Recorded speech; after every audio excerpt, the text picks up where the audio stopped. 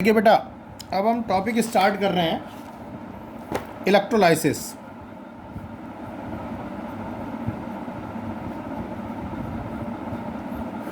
देखिए इलेक्ट्रोलाइसिस क्या है। इलेक्ट्रोलाइसिस, इलेक्ट्रो मीन्स इलेक्ट्रिसिटी और लाइसेंस मीन्स तोड़ना या ब्रेक करना, यानी कि dissociation of electrolyte, dissociation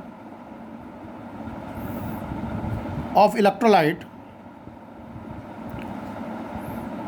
dissociation of electrolyte by electricity,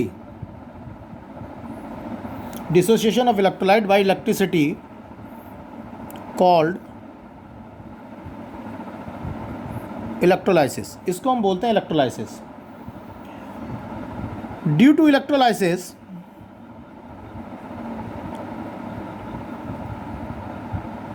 oxidation and reduction takes place, oxidation and reduction takes place at anode and cathode। Electrolysis में हमारे पास क्या है, dissociation of electricity by electrolysis, उसे हम बोलते हैं dissociation of electrolyte by electrolysis called dissociation of electrolyte by the electricity is called electrolysis. और due to electrolysis oxidation and reduction takes place. ठीक है जी। इलेक्ट्रोलाइसिस कहाँ होता है? इलेक्ट्रोलाइसिस होता है, it is carried out in electrolytic cell. ये electrolytic cell में होता है। इलेक्ट्रोलाइसिस कहाँ होता है? इलेक्ट्रोलिटिक सेल में। और इलेक्ट्रोलिटिक सेल में एनोड हमारे पास होता है पॉजिटिव और कैथोड हमारे पास होता है नेगेटिव। मैंने इसी चैप्टर में आपको गैल्वेनिक सेल पढ़ाया था शुरू में, और गैल्वेनिक सेल में एनोड नेगेटिव था, कैथोड पॉजिटिव था, मगर इलेक्ट्रोलिटिक सेल में एनोड पॉजिटिव होता है और कैथोड कैसा होता है?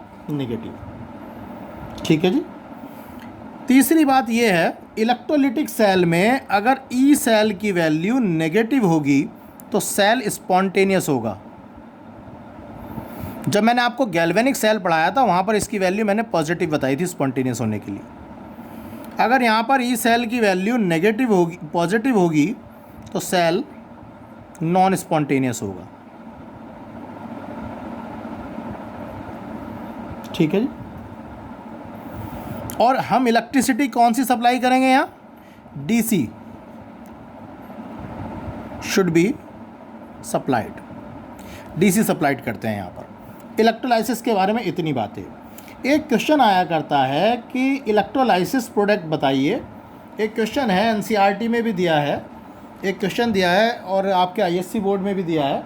एनसीईआरटी में ये क्वेश्चन दिया है, क्वेश्चन नंबर 18 है, क्वेश्चन नंबर 18 है।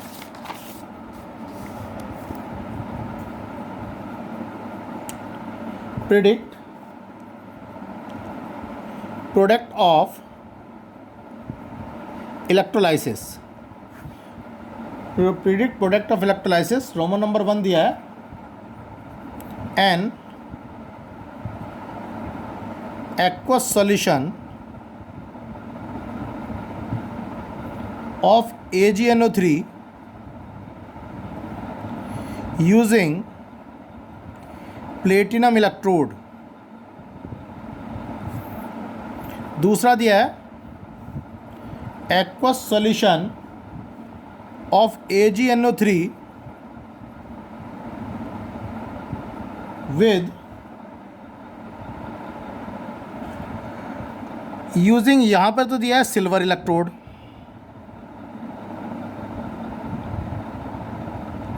और यहाँ पर दिया है प्लेटिनम इलेक्ट्रोड। तीसरा दिया है dilute H2SO4 with platinum electrode, और फोर्थ दिया है aqueous CuCl2 with platinum electrode. ये क्वेश्चन 11th क्लास में भी करवाया था, 11th में भी है। मैं आपको ये बता दूं, जब भी आप किसी भी प्रोडक्ट, किसी भी कंपोनेंट का इलेक्ट्रोलाइसिस कर रहे हो, तो मैं इसी क्वेश्चन को बेस बना के समझा देता हूँ तुम्हें इलेक्ट्रोलाइसिस का। सुन लीजिए ज़रा ध्यान से। देखिए इलेक्ट्रोलाइसिस के लिए आप एक चीज़ याद रख लीजिए, जैसे आप यहाँ पर शुरू में ले रहे हैं एक्वस सोल्यूशन ऑफ AgNO3, तो आपका पहला क्वेश्चन है एक्वस AgNO3 और काहे की इलेक्ट्रोड है? सिल्वर की इलेक्ट्रोड है, सिल्वर इलेक्ट्रोड, सिल्वर इलेक्ट्रोड। दूसरा क्वेश्चन है आपका सेकंड, एक्वस AgNO3 और platinum electrode, aqueous AgNO3 silver electrode, aqueous AgNO3 platinum electrode. तो आप एक चीज़ मेरी टेक्निक समझ लीजिए ज़रा क्या है। एक्वस का मतलब है पानी मिला हुआ है, और पानी, इसका एक्वस AgNO3 का मतलब है आपने किसी वेसल में पानी के अंदर AgNO3 पड़ा हुआ है और आपने इसमें एनोड और कैथोड लगा के सोर्स ऑफ इलेक्ट्रिसिटी से कनेक्ट करके इलेक्ट्रोलाइसिस कर रहे हैं आप इसका। तो जब इलेक्ट्रोलाइसिस करेंगे जो एक्वस पानी है वो H+ और OH- में स्प्लिट हो जाएगा, AgNO3 Ag+ और NO3- में स्प्लिट हो जाएगा। यहाँ पर भी ऐसा ही होगा, पानी H+ और OH- में स्प्लिट होगा, AgNO3 Ag+ और NO3- में स्प्लिट होगा। बस मेरी इतनी बात याद रखिए, अगर इलेक्ट्रोड प्लेटिनम की दी हो, अगर इलेक्ट्रोड प्लेटिनम की दी हो और ये बनने वाला जो एनायन है ये ऑक्सीजनेटेड हो, ऑक्सीजनेटेड यानी इसके अंदर ऑक्सीजन हो, तो आप एनोड पर होने वाली रिएक्शन ये लिखेंगे, एनोड पर हमेशा 4OH- यानी कि एनोड पर हमेशा फिर ये कंपोनेंट जाएगा, OH-, ये नहीं जाएगा, 4OH- 2S2O + O2 + 4 electron. Anode पर ये वाली रिएक्शन लिखी जाएगी, क्योंकि जब इस कंपोनेंट का आप इलेक्ट्रोलाइसिस करोगे ये अपने आयन में स्प्लिट हो गया, आयन में जब स्प्लिट हो गया तो एनोड है पॉजिटिव और कैथोड है नेगेटिव, तो ये आयन्स अपने अपोजिटिवली चार्ज इलेक्ट्रोड की तरफ भागेंगे। तो एनोड की तरफ कौन सा भागेगा? एनोड चूँकि पॉजिटिव होती है तो नेगेटिव वाला भागेगा। नेगेटिव वाले दो कंपोनेंट हैं, एक OH- है और एक NO3- है, तो इन दोनों में से कौन पहले जाएगा? इसके लिए मैं तुम्हें टेक्निक बता रहा हूँ। अगर ये वाला एनायन ऑक्सीजनेटेड है तो ये जाएगा और ये रिएक्शन लिखी जाएगी। कैथोड पर, एनोड पर ऑक्सीडेशन होता है और कैथोड पर रिडक्शन होता है।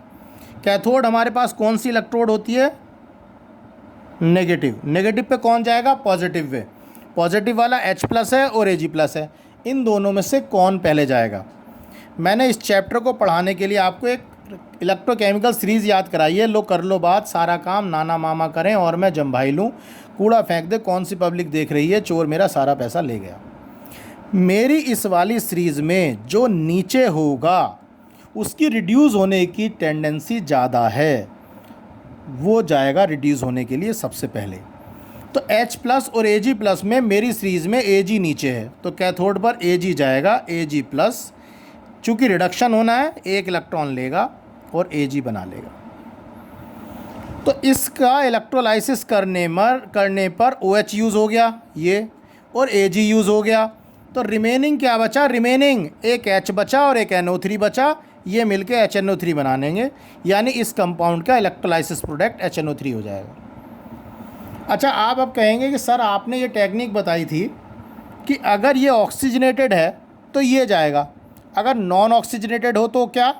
तो मैं इसी का थर्ड क्वेश्चन ले लेता हूँ। देखो थर्ड क्वेश्चन में मैंने लिया है, फोर्थ क्वेश्चन में सॉरी, मैंने इसके फोर्थ पार्ट में लिया है एक्वस CuCl2 प्लेटिनम इलेक्ट्रोड। तो देख लीजिए, एक्वस CuCl2 और प्लेटिनम इलेक्ट्रोड। तो देखिए एक्वस का मतलब है H+ और OH-, और CuCl2 का मतलब है Cu2+ और 2Cl-। इसका मतलब ये है ये नॉन ऑक्सीजनेटेड है, और एनोड पर, एनोड हमारे पास पॉजिटिव होता है तो नेगेटिव वाले में OH और इसमें से अगर ये नॉन ऑक्सीजनेटेड है तो ये जाएगा और 2Cl- जाएगा, और 2Cl- से क्या बनेगा? Cl2 और 2 इलेक्ट्रॉन, ये हो गया। अब कैथोड की बारी आती है। कैथोड पर होता है रिडक्शन, कैथोड होती है नेगेटिव प्लेट, पॉजिटिव प्लेट में H प्लस है और इसमें Cu2 प्लस है। दोनों में से वो जाएगा जो मेरी सीरीज़ में नीचे है, H और Cu में Cu नीचे है, तो Cu2 प्लस 2 इलेक्ट्रॉन लेगा और Cu बना लेगा। तो Cu और Cl चले गए, तो रिमेनिंग क्या बचा? H2O बचा, बस खाली ये रहा। अब ये कहानी आ गई, मगर दोनों में एक बात ध्यान रखना, इलेक्ट्रोड प्लेटिनम की होनी चाहिए। मगर अगर यहाँ पर देखिए, जिस इलेक्ट्रोलाइट का आप इलेक्ट्रोलाइसिस कर रहे हैं, सिल्वर के सॉल्ट का इलेक्ट्रोलाइसिस कर रहे हैं और सिल्वर की इलेक्ट्रोड ले लोगे, तो ऐसे केस में एनोड पर भी सिल्वर जाएगा और कैथोड पर भी सिल्वर जाएगा। ये इलेक्ट्रोलाइसिस में इलेक्ट्रोलिटिक रिफाइनिंग का केस हो जाएगा। जिस मेटल के कंपोनेंट का इलेक्ट्रोलाइसिस कर रहे हैं, अगर उसी की इलेक्ट्रोड ले ली तो एनोड पर भी Ag जाएगा और कैथोड पर भी Ag जाएगा। मगर चूंकि एनोड पर ऑक्सीडेशन होता है तो यहाँ पर Ag का ऑक्सीडेशन होगा, ठीक है, यानी Ag से Ag प्लस और एक इलेक्ट्रॉन ऑक्सीडेशन हो गया, और यहाँ पर इसका रिडक्शन होगा। इसी रिएक्शन को रिवर्स करके लिख दीजिए, Ag प्लस एक इलेक्ट्रॉन और Ag। यहाँ पर Ag का ही हो गया, तो रिमेनिंग क्या बचा? एक तो H2O बचा और NO3 H के साथ मिलके HNO3, H2 और HNO3 रिमेनिंग बच गए। ये हमारे पास इस केस में होगा, तब होगा ये जिस मेटल के सॉल्ट का इलेक्ट्रोलाइसिस कर रहे हैं, अगर उसी की इलेक्ट्रोड ले लें तो वही मेटल का ऑक्सीडेशन होगा और उसी मेटल का रिडक्शन होगा। ये देखिए फोर्थ पार्ट में उन्होंने ये कहा है, डाइल्यूट H2SO4 के लिए कहा, सॉरी थर्ड पार्ट में करा डाइल्यूट H2SO4 प्लेटिनम इलेक्ट्रोड। चलिए जरा, डाइल्यूट H2SO4 प्लेटिनम की इलेक्ट्रोड देखिए जरा। अब यहाँ पर डाइल्यूट H2SO4 है, तो डाइल्यूट H2SO4 का मतलब ये है, डाइल्यूट का मतलब पानी मिला हुआ है H प्लस और OH माइनस, H2SO4 का मतलब है H प्लस 2H प्लस और SO4 2 माइनस, पूरा आयनाइज हो गया ये। अब देखिए एनोड पर कौन जाएगा?